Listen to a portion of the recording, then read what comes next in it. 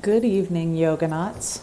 It is All Souls Night, the 2nd of November, the midway point between the eclipses. And I just thought I would check in and do a little preview of the eclipse that's coming up on November the 8th at 3:59 a.m. Mountain Standard Time.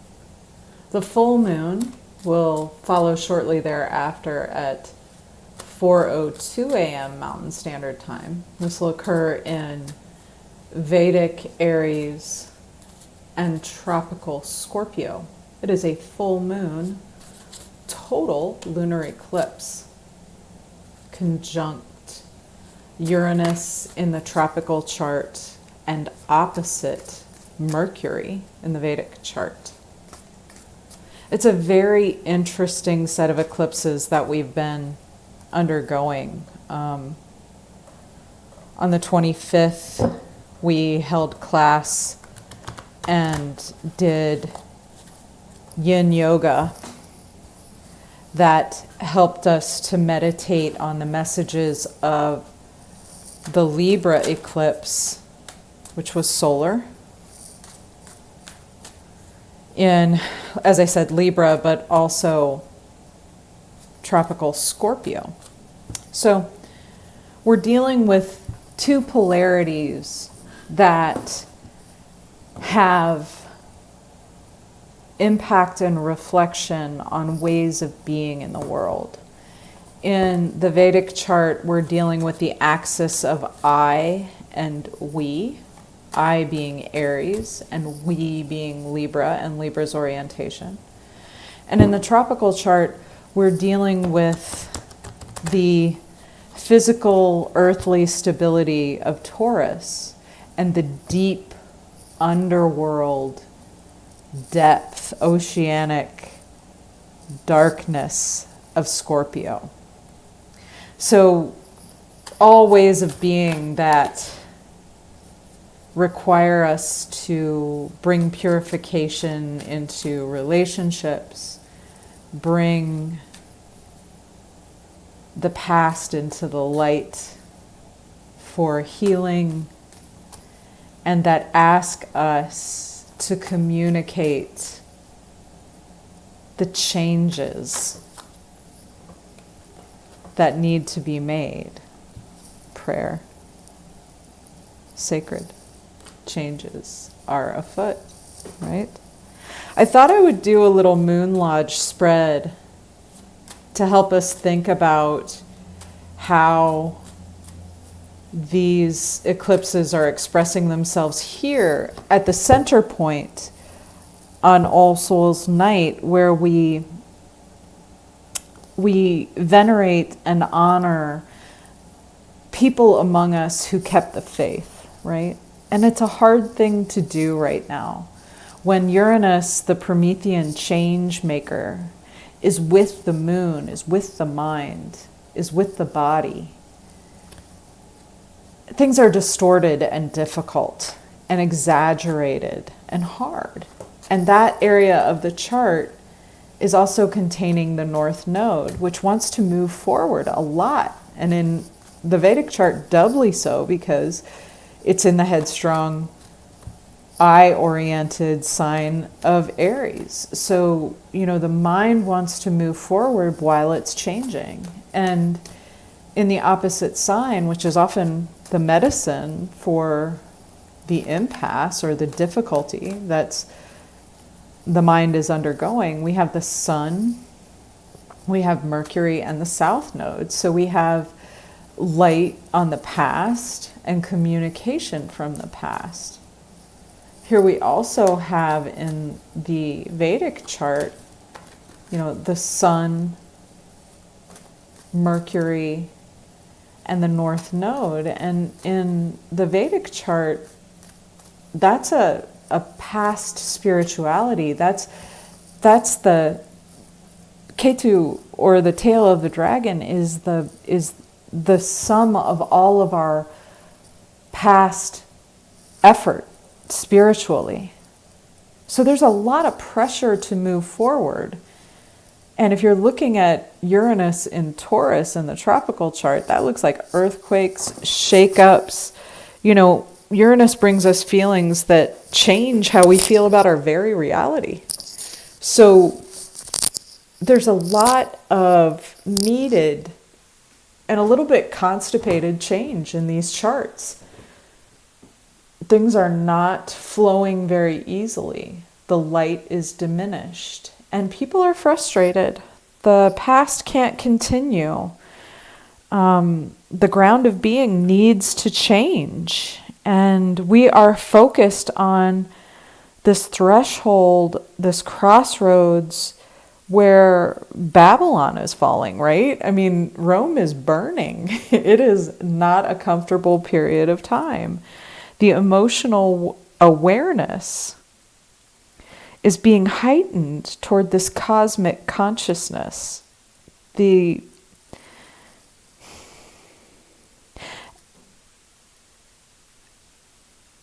ability to see how we got where we are and yet not be able to fully change it yet calls to our intuition, our instinct, the deeper cooperation of the psychic impulses of Scorpio, the deeper communication of all the parts of the psyche. Think of it as being knitted together during this time. And as we're at this very central point, this cocooned point, where we're kind of that caterpillar soup, right? We don't have the wings to fly out of the chrysalis yet, but we know we need this change. So I thought it would be a good time, since it's All Souls, we're just about at the midway point between the equinoxes, to ask the cards. These are medicine cards. I've had them since 1994, I think, 95, somewhere in there. And it's my go-to deck for answers. As you can see, it's a little beaten up, a little battered, much loved deck of cards. And we're going to do a Moon Lodge spread, which gives us the cardinal directions: east, south, west, north, and then it gives us an integration point in the center. I thought it would be nice to have something like a compass, and I thought it would be great to use these cards because they've been so helpful to me whenever I want answers. So I will cut them 3 times for the 3 goddesses, and I will integrate them 3 times for the 3 goddesses, and we will hope that the Turiya, the 4th thing, will emerge to illuminate us. All right. Now the Eastern card is the card that tells us what the spirit of the change we're undergoing is. And the spirit of the card, the spirit of the change rather, is Ant. This is the card of patience, the card of moving step by step in the moment that we're in and not ahead of it. Very important card when you're using your intuition, to remember to be patient. Don't push the river here. Certainly do not react to other people's emotional state if you can avoid it. Try to take the 3 deep breaths. Remember to ground your body by using your senses, and be patient until November 8th. You don't have all the information. Your wings are not fully formed. Be patient. Patience is the spirit of the change.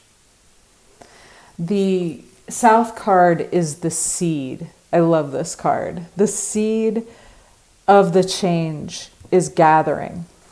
So, I mean, it kind of makes a beautiful sort of sense. Just as your wings are not fully formed yet and you're still caterpillar soup, the forces that are trying to come together in order to give the outcome that our minds will be able to perceive on November the 8th. Not all the parts are in play yet. We need to gather more. Squirrel is the gathering card. And he has a lot of fun while doing the gathering. You know, this is where all the acorns are buried, and more will be added to it. There aren't enough nuts altogether yet. Critical mass has not yet been reached when the squirrel card comes up. We need to gather more. Perfect for the season, right? So patient gathering so far. The Western card, is the inner wisdom of what's going on here. And this is a very intuitive card too. Owl is deception, but not in the sense that there's necessarily maliciousness. It's not a malicious deception. It could be that we need to be patient because more is being gathered, but it could be that we are being deceived in a lot of different ways. We could be deceiving ourselves with denial. We could be deceiving our view of reality, or we could be being deceived by our view of reality. This is the real purpose card. So it gives me the sense that the patience and the gathering have their real dharma in clearing this deception, helping us see reality a lot more clearly. And I do get that sense through this window of time that something isn't clear yet. Something has not fully taken shape. And it's that quote that I keep saying that is making everybody crazy. But Terry Tempest Williams said, "What has yet to take shape will protect me." We don't have all the information, and in some ways we're being deceived. We need to be patient and gather the resources to deal with whatever deception is actually affecting us that we're unaware of, right? Scorpio is that sign of unconscious unawareness, and Libra, its correspondent, where the sun is.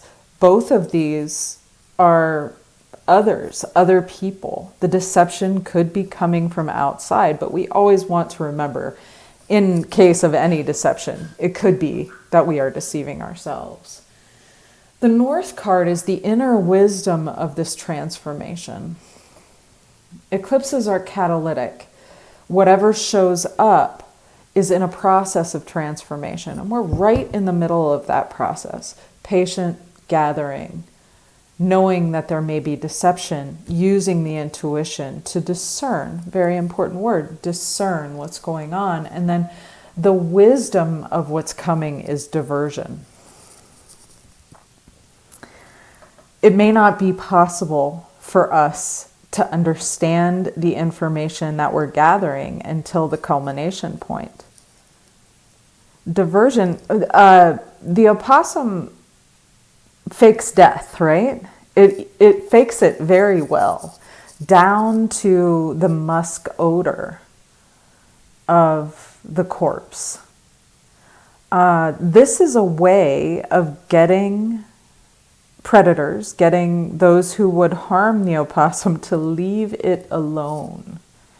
And it seems like there's something secret, or something that we need to keep secret, keep to ourselves, until this window of thin veil, this time of deception, this time where we're not seeing things clearly, right? Because this is another card of not seeing things properly. Till the time of illusion has passed. We have to have the patience, gather our wits, be aware of the deception, and try very hard to avoid being diverted, avoid being deceived by what may seem like very urgent situations around us. We need to kind of play dead here. Stay in the chrysalis a little while longer. You're not fully baked, is what it kind of feels like to me at this point. The central card is the integration of all these four directions. The patience we need, the gathering that we're acquiring, the deception that may be multiplying within us, around us, and the ability to see through it. Also, the ability to hold your ground, even playing dead if you need to, while this deception is afoot. How does this all pull together? In grace. So, the swan,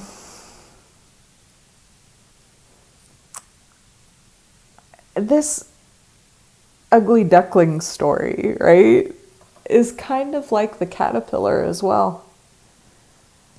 It's the emergent property.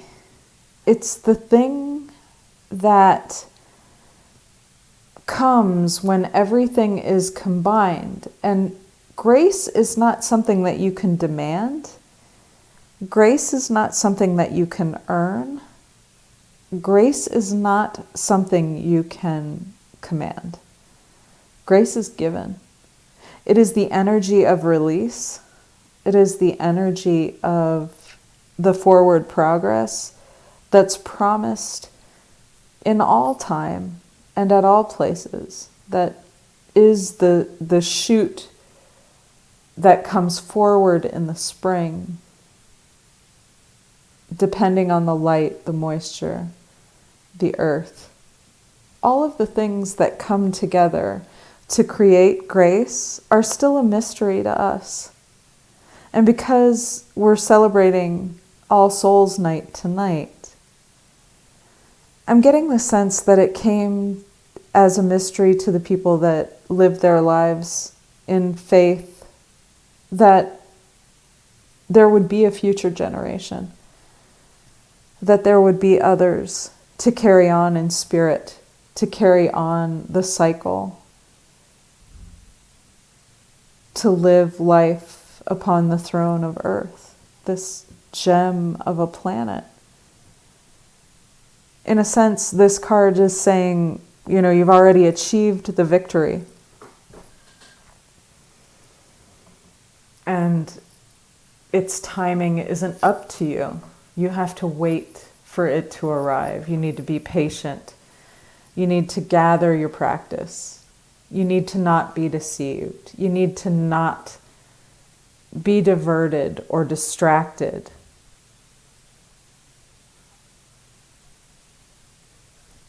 To achieve grace. May faith be yours until the 8th of November, and may you find your faith within, your intuition. May it guide you to the right action at the right time. We're trying not to make decisions until after November 8th.